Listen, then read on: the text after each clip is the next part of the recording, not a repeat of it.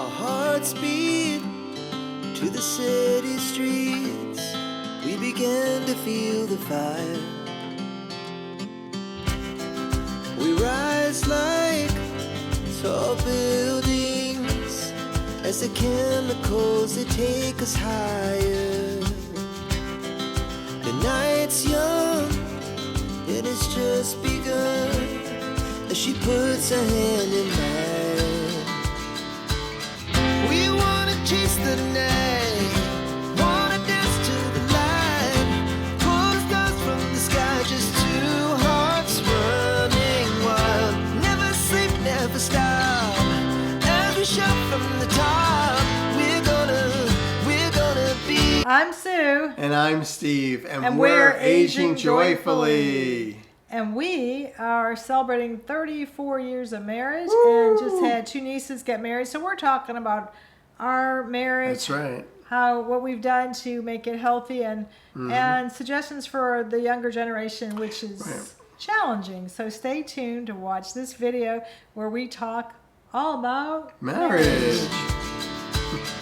We wanna chase the night, wanna dance to the light, pull the stars from the sky, just two hearts running wild. Never sleep, never stop, as we shout from the top.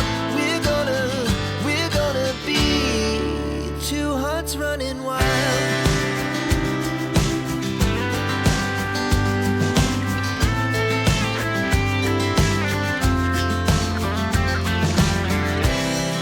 The morning is the afternoon.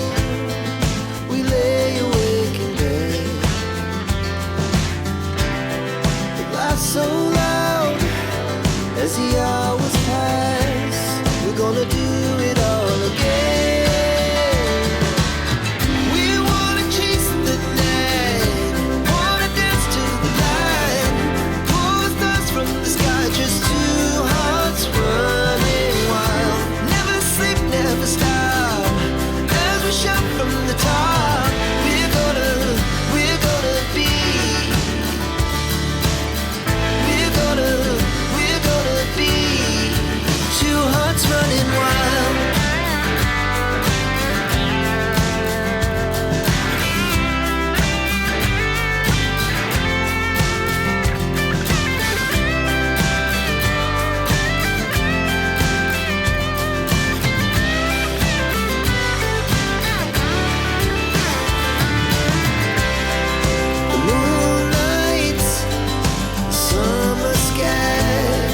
Happy anniversary! Wow, happy anniversary to you too. It's been 34 years. All right, that's a long time. Yeah, I wonder what the average length of marriages are today. I think that's getting up there, right? Yeah, it sure is. You know, it's funny that 34 years goes by so fast. It does. It seems like as we get older and older, it's going by faster and faster. It sure is. It sure is. And we have just gone to some weddings recently in the last couple of weekends, and it's so interesting how weddings have changed. Well, marriage, I think, has changed. Most people are waiting to get married or not getting married at all. Many people are having their babies, what they would call out of wedlock. Right. They don't need to have a spouse. I mean, all the rules have changed. All the rules, and we don't know the new rules, do we? That's right. They've all changed, and we're just pawns in this game. So, you know, we're moving on. We're looking for 50 years of marriage. We're waiting to get there. I mean, we'll get through the 30s in the next 6 years, and then it'll be 40 years, and before you know it, it'll be 50 years. Well, our parents, my parents were married 42 because my mother died. And your parents, what were they married? 35. 35 because your father died. Yes. So they didn't have the chance to be married 50. But we're hoping we get 50. But we want to talk about our marriage versus the marriages today, how different they are. And, you know, there's always that concern about, will they survive? I feel like they have so many things against them already, not for anything they did, but just the way society is. Right. I mean, with everything being so unaffordable, with mortgages, rents, daycare, food, gas, and Yeah. the threat of losing your job all the time. There's so much stress, and stress in a marriage is what causes people to get divorced. Right, and it's stress coming from a lot of different areas, whether it's financial stress or it's stress because you want this or your spouse wants that, which all comes back to financial stress. I mean, it was in our marriage, it was a little different. The stress was main. It was financial, but it was also because we moved so much, and that is definitely stressful. So you're talking about what was the most stressful in our marriage? Probably moving. We moved a lot, and Sue's main job was to get a doctor, get bank accounts. After giving up my career, After my high level position, Yes. my new job was New what everybody job. looks down in our society was a stay-at-home housewife. Right. Well, that was the family CEO. She was the CEO of our family. You need a CEO because you got to keep it together somehow, and you need somebody who is going to have the knowledge and understanding of how to drive your family forward and how to get over these challenges. I mean, the big challenge that I see today is a financial challenge, and also all of the distractions on different screens, and it's just crazy. And people want to, like always, keep up with the Joneses or keep up with the neighbors, and that's tough because not everybody makes the same amount of money. Not everybody saves, and that makes a big difference. I mean, you really have to live below your means in order to have money when you get older. When we were growing up, there was always Dear Abby and Ann Landers, and they were big. And we got newspapers every day, and I would read those, and they gave you life advice. And they always talked about the 3 causes of divorce were always sex, religion, and money. And also, she took surveys of people who'd been married and asked if you would do it again. And it was, I don't remember the numbers, but it might have been 90% who said, I would not do it again. And I remember reading this as a 10, 11, 12-year-old thinking, you got to think, ooh, Sammi just fell or jumped. She's able to jump now. She wants to chew up her harness. Wait, let's not let her do that. So that most of the people, huge percent, said they would not marry the same person again. They would not do it. And I remember that making a big impact on me of making me realize you better make a right decision on who you marry. Plus, when I was in business school, I remember I had to take business law. My professor stressed on cases where maybe the wife had a terrible car accident and you were sued, and how it affected the marriage. Both of you were sued and they both lost everything. And I remember him stressing, be careful who you marry because the decisions they make will impact your life. The poor decisions that they make, or the financial things that hit your spouse will hit you as well. Right. I didn't even know till recently from someone who's getting divorced that you're liable for your spouse's credit card debt. I did not realize that. Even when it's in your spouse's name, you are liable for that debt. I never realized that. Yeah, I mean, you're liable for everything. So if you go back to that car accident, you're liable too. Well, that's because they were sued, and that wasn't credit card debt though. So the credit card debt just never saw that anywhere. I mean, it makes sense because it's a debt incurred during the marriage. The assets that are made, like in a 401k, if only one spouse saved, those are both parties' assets. When you get divorced, they always split a 401k. I knew that when my brother got divorced, that he had to cash out his 401k. Oh, I'm getting a red nose from Sammy's allergies. Her hair is floating everywhere. So what I was saying is that the 401k or IRAs are accumulated during the marriage. So those are split during a divorce, and then I just didn't take it to the other side. I don't know why I didn't think about that. So of course the debt would also be split among the two parties. So we know several people have been divorced. We also, within our families, we know people have been married 30 to 50 years, right? Your brother, who's 81, has been married for, I don't remember how many years. I don't know.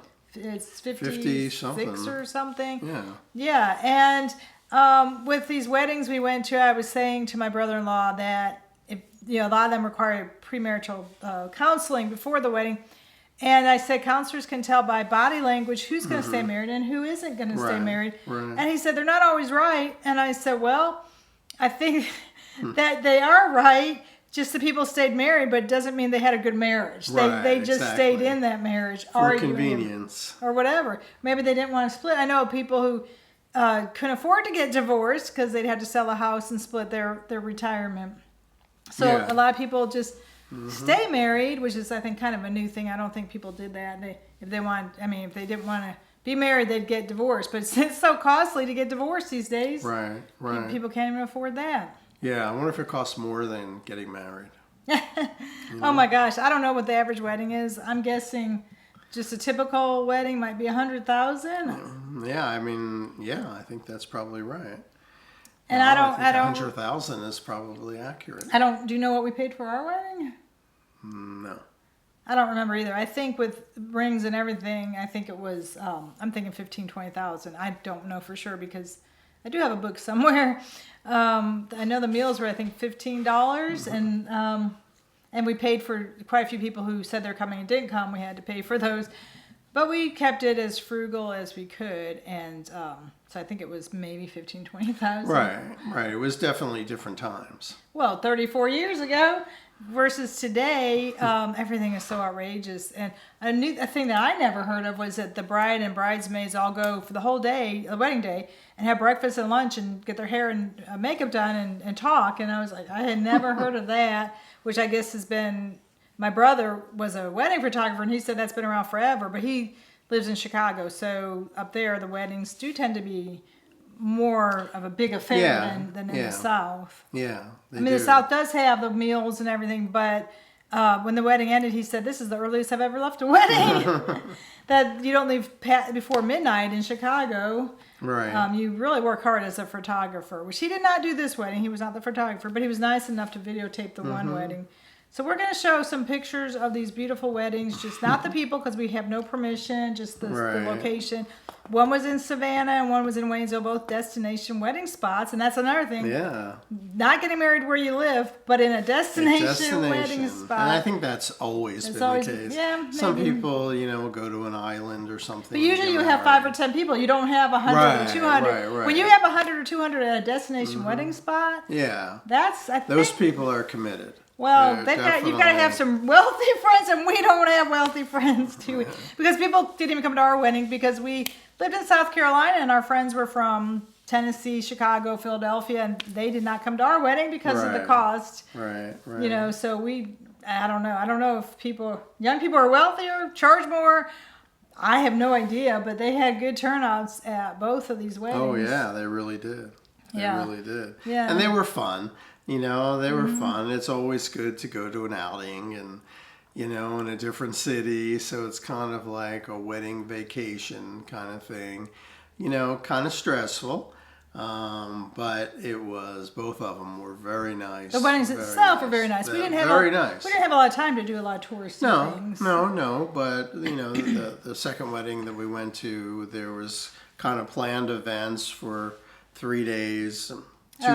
Leading up to the wedding. They had a pizza night 2 nights before, and then the rehearsal dinner that we were invited to, and then the wedding. So we did have a lot of events there. And then the Savannah one, they also had us at the rehearsal dinner, which was unusual. But I think the old rule was out of town people go to the rehearsal dinner. Right. But it's very, very costly. And everyone was out of town, so everybody was there.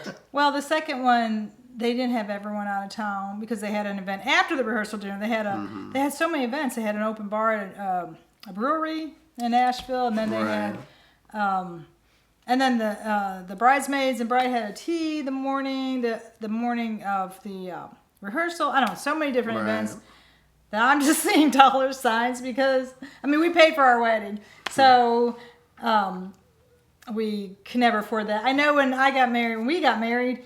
I purposely did not ask my sisters to be in the wedding because I didn't want them to have to buy the dress and the shoes. Those were so costly. Right. I had my mother stand up because we were best friends. And we had one, Steve's friend, stand up. And we had a flower girl and a ring bearer. But we didn't have anybody else because I wanted them to save the money of the expense. It's just so costly.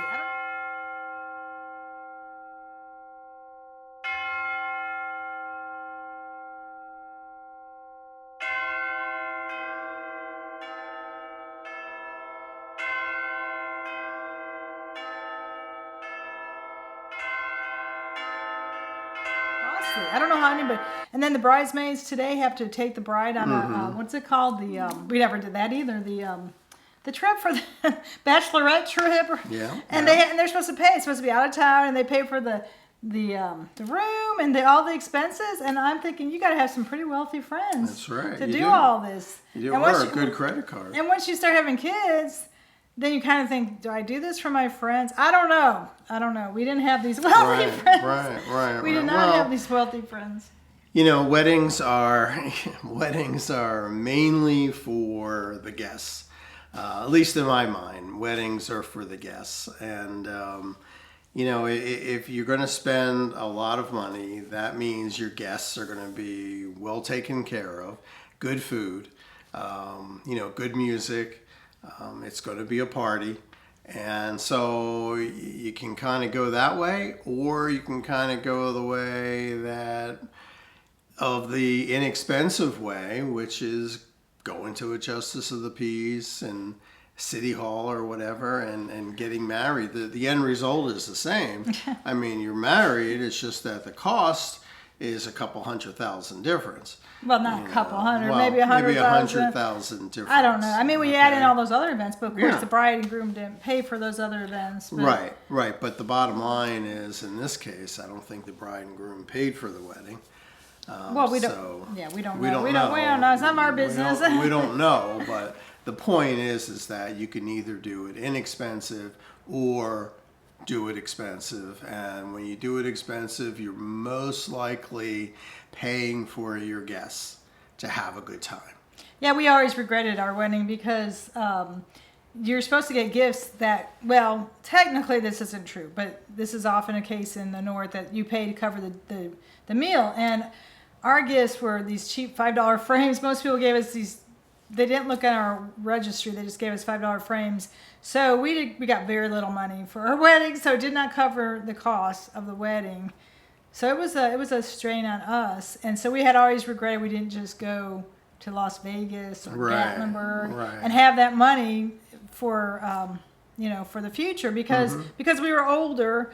We wanted to have a baby right away. That's why we got married, was to start our family, and so that money would have been, I don't know, a good savings, I guess, but we managed to do it. We managed to pay for the wedding and start our family pretty soon after the wedding. As soon as we paid off the wedding, we started having our family. We waited till we paid off the wedding. We didn't want that debt over our heads because we knew children were expensive. Now, of course, not as expensive as today. Daycare, I believe, was $300 a month when our son was born. Wow. And today daycare is, I don't know, the average, I just read this, and I think they said for a year was maybe 13,000. That's the average, so it's just over 1,000. But in bigger cities, it might be 1,500 a month. So maybe 4 or 5 times more than it was. Our income's 4 or 5 times. I mean, they could be. Incomes were in the 30s when we got married. And today, most people with a college degree, I don't really know for sure, but I think they make between 80 and 100. So if it was 35 times, well, that'd be 150. So it's not quite 5 times. I know. Our son was here last night, and he was trying to tell me when we made 50,000 30-something years ago, that's the same as 150 today. Or no, 100 and, what did he say, 120? Maybe it was 120. I don't know. I said I don't buy that. Money was tight at 50,000. It was real tight. And he said, yeah, money's real tight for people making 120 today when you got a mortgage that's 2,000 to 3,000, daycare of 1,000, student loans of maybe 1,000. Money's pretty tight when you're making 120,000 today. So see, there's so many stresses. I mean, there were stresses then, and there's stresses now. I don't know. Do you think the stresses today are more than they were when we got married? I think there's a different set of stresses. Stressors. I think there's a totally different set. But I think there might be more with the costs of everything, not just financial. There's kind of a falling apart of families. That's a big thing in the news, is that families are becoming estranged and not as close. They don't live together in the same cities, or same areas. So as a family pulls apart and you don't have that support from grandparents. Of course, we didn't have it because our parents were older and sick or whatever. We didn't have a lot of support with our kids. We saw our parents, but we didn't have financial or help with the kids. But we had, I mean, they talked to us and supported us by guiding us.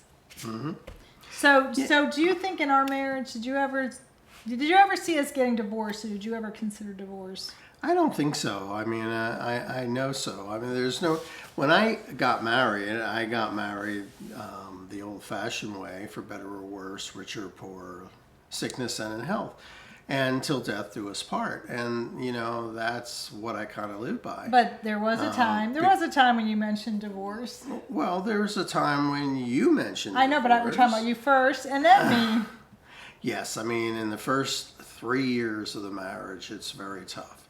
It's hard because you were single, and now you have somebody else to think about, and we had a baby pretty much right away, right, which was our choice. Right, but yes, I mean, you know, it can get sketchy there for a while, but you have to hang in there. You just have to hang in. I was going to say mine was probably more around 7 years. The 7-year itch is a real thing. Mm-hmm. Then you've got the mortgage, 2 kids, the van. Minivans were big. I think maybe around 7 years. I considered it, well, you had so much stress. My mom was sick and dying. Your mom was getting older, had dementia or Alzheimer's. I keep saying dementia, but she had Alzheimer's.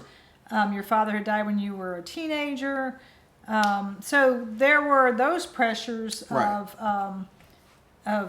well, there was a lot, and then moving, there were a lot of pressure, so you just want to run away. So you may blame the marriage, or just like if you have a lot of stress in your life, you blame the wrong person. You blame the people closest to you.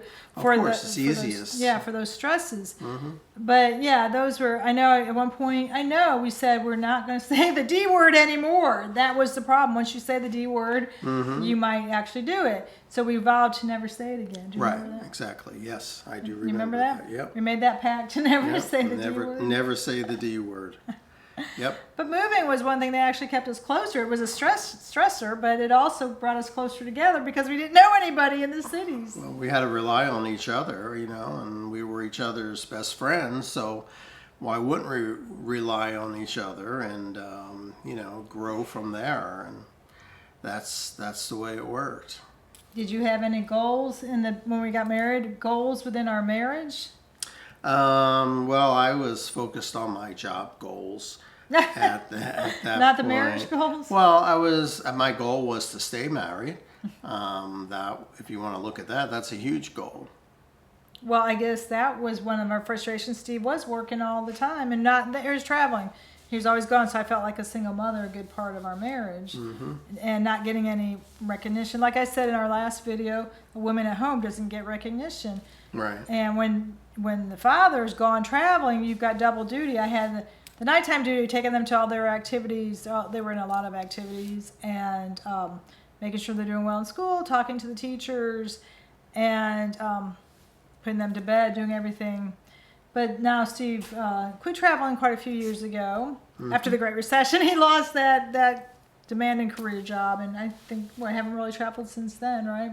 No, but it was time. I mean, it was time to slow down and look at what's important in life, and traveling and always being connected to a cell phone was not really what was important. So I changed careers. It was about time. Traveling was getting old, and I was putting on so much weight.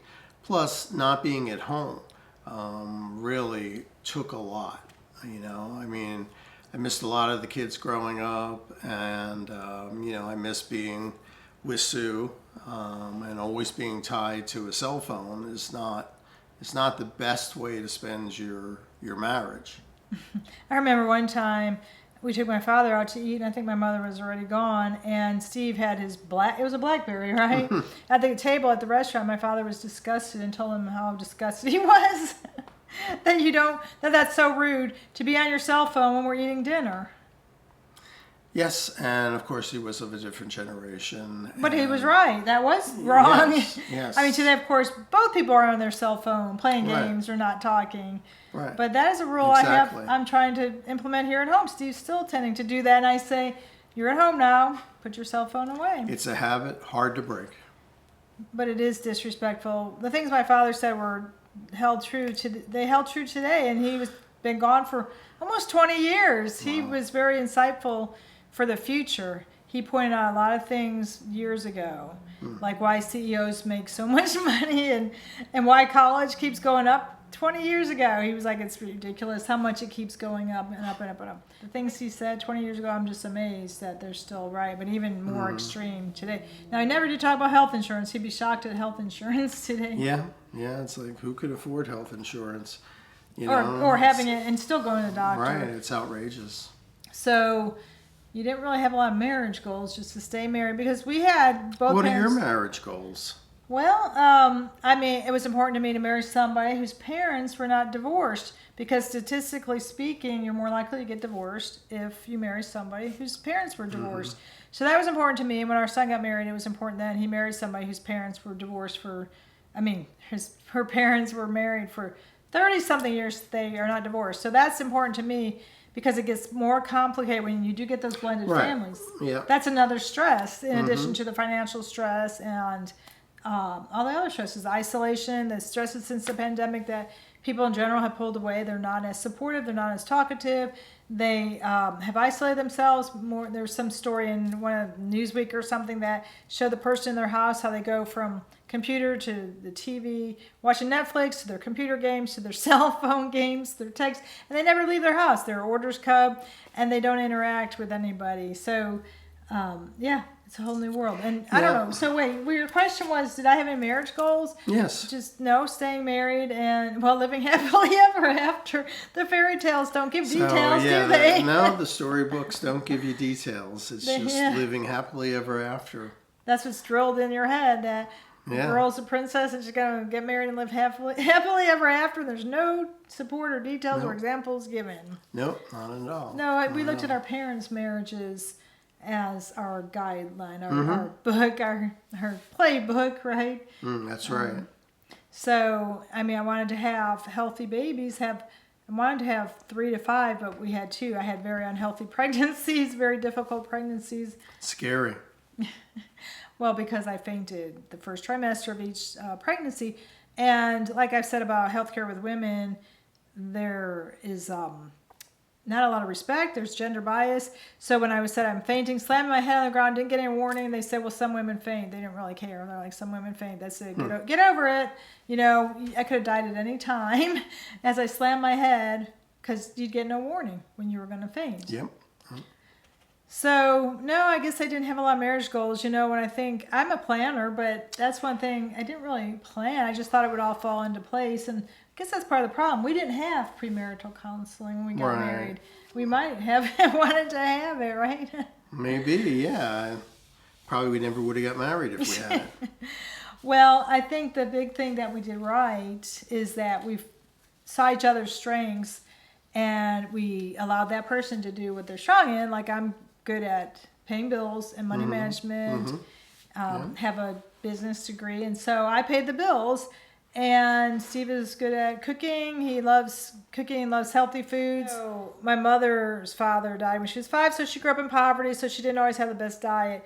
So, of course, the mother does most of the cooking and shopping, so that was passed on, and I didn't have the healthiest diet. So Steve grew up with a mother who had healthy eating habits, and so we played on his strength of that, my strength of paying the bills. So we used each other's strengths. Right, and that's what it takes to make a good marriage. There isn't one person who has all the answers. You have to leverage each other's strength, and that's how you get through a marriage and make it successful. And so why did you want to marry me? Wow, why did I want to marry you? Well, because first off, I believe that I like what I saw. Sue is very beautiful. That's one thing. Next thing is, once you talk to her, Sue, you understand that she's very intelligent. She has incredible forethought and vision into the future. And so I found that to be intriguing. And I really didn't want to marry someone because they just look good. I wanted to marry someone who I could have intelligent conversations with and who I could share my life with. And I think it's important that the person be able to share half of the burden. And the burden is earning, spending, accounting.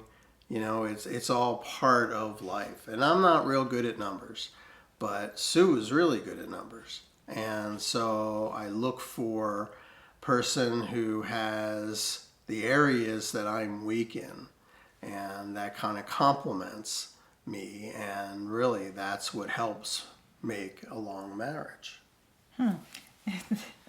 Well, that's so nice. I don't know that you specifically looked for somebody. It just so happened that I was good at the things you're weak in, right? Well, no, I did. There was other opportunities. I know Steve interviewed me because we actually met on a blind date, and the person who told him at his work, who knew me, didn't know me very well, I just met him. Steve called me at work and interviewed me, and I said, "What is this, an interview?" You know. She passed. He asked for my level of education, what I do. So that was interesting. So I married him, as I've told him over and over again, is for his sense of humor, because he makes me laugh, and I wanted to go through life laughing. I didn't want to be criticized. I did have other opportunities to get married from very critical people. One guy in particular could not criticize me enough. And he, you met him. You met him. Well, ironically, he's the one who helped me get my job in South Carolina after we had graduated together. And he told me at the time I weighed probably 10 pounds less than I weigh now. He told me I needed to lose like 20 pounds or something. And I was like, and we weren't even dating. And he wanted to marry me. I'm thinking, you want to marry me? We're not even dating, and I'm 20 pounds too heavy for you. See, that's a red flag when somebody points out your misfortunes. But I wasn't overweight. I would have been actually perceived misfortunes. I wasn't overweight. There was an anorexic woman in our program, and she wasn't extremely thin, but she was anorexic. And he said the two of us need to switch what we eat. I need to eat what the anorexic eats. And could you get any more degrading than that? And I was thin. I wasn't overweight even. So of course back then, everybody's so thin they probably looked anorexic. I mean, this anorexic person did not look anorexic, but everybody knew she was anorexic because she told everybody. But today most people are overweight. I mean, I went to the University of Tennessee, and I remember I probably was one of the heavier ones, being 1 or 2 pounds, not overweight, but 1 or 2 pounds heavier than other people. I wasn't like, they had their stomachs going in. Right. They were so thin, their stomachs went in. Well, we drove around the University of Chattanooga a few years ago, and I could not believe everybody was what I would say obese. They were all pretty much obese, and I was like, wow, this is shocking to me. This is really, really shocking. We saw maybe a handful that were normal weight, and then 95% that were clearly very, not just a little overweight, but very overweight and obese.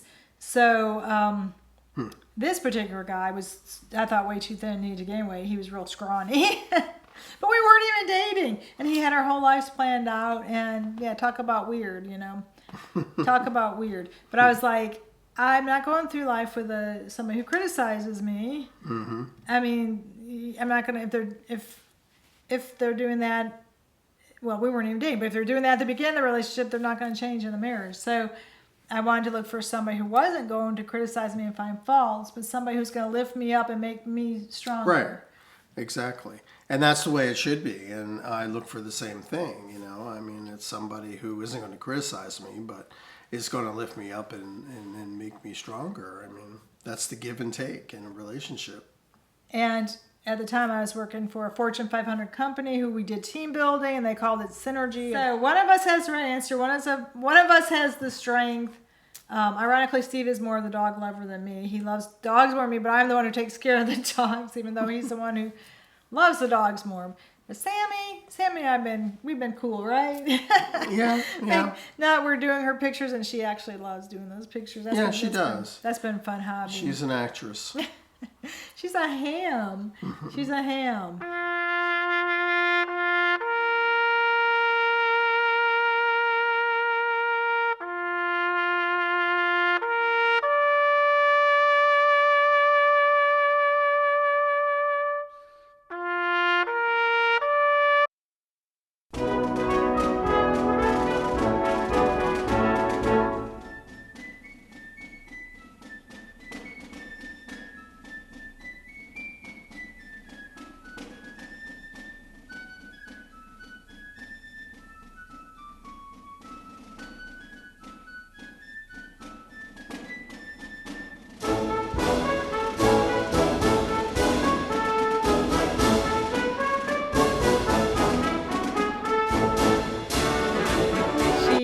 she doesn't want to do something, she bites you. That's not where she bites your skin, but she bites you. Right. She went to the stores today. That was the She went first shopping. time. No, shopping. she went shopping before. Has she? She's been shopping before. I made a short of her shopping, and I don't know. We had problems with shorts, so we switched to longer videos. But we'll put that one out there, Sammi shopping, because Sierra got groomed, and so we took Sammi shopping while Sierra was getting groomed. Yep, she So got shaved. we went way far from our house because somebody told us about this groomer. So we went way out there, and ironically, she graduated with our kids, or not graduated, she went to high school with our kids, which is a totally different city. What I found living in Georgia is that everybody is related in Georgia. You better not talk badly about anybody because everybody is related. No matter what city you live in, they got family, South Georgia, North Georgia, Atlanta. Yep. So it's just kind of ironic that if you get to talking, especially in the schools, they're all related.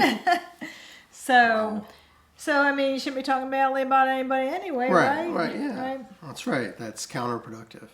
So anyways, for our marriage to stay good, it was communication. Which is funny. We've been watching 4 Seasons with Tina Fey, and they went to counseling and learned how to talk through therapist talk. So, any advice for younger people with their marriages, with all the challenges they have in their marriage? What would you tell them? I would say choose wisely. Once they chose and they're married, what can they do at that point? Yeah, support each other. Support each other. Every day is not going to be a bowl of roses or a barrel of monkeys, okay?